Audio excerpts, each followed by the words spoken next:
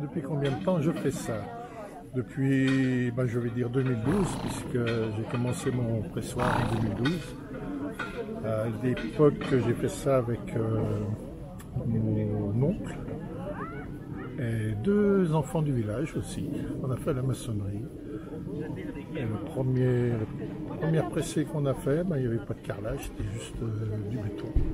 Et après, petit à petit, j'ai commencé à faire le carrelage, le faïence et décoration sur le pressoir, pour qu'il soit comme aujourd'hui.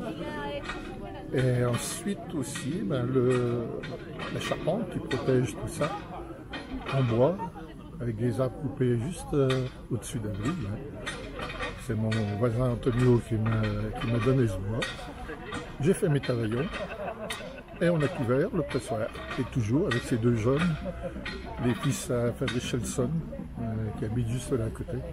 Heureusement qu'ils étaient là parce que pour monter mes taveillons sur le toit, il y a des moments où il vaut mieux être jeune. Mon pressoir.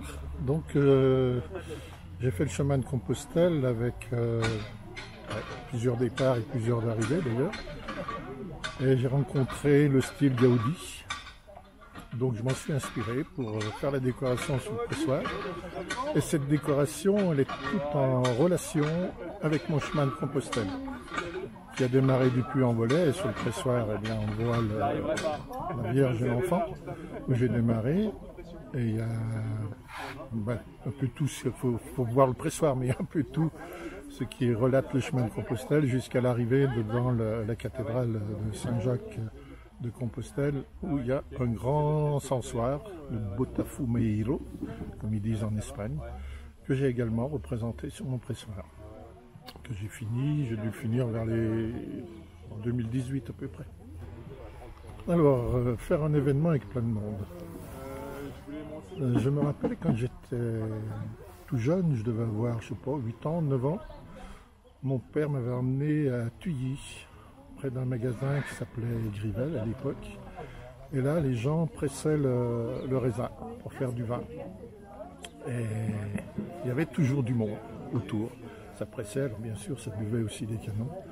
Mais c'était l'ambiance du moment, de presser le raisin. Et l'envie de faire un pressoir, comme j'ai des pommes sur mon terrain, il fallait bien que j'en fasse quelque chose.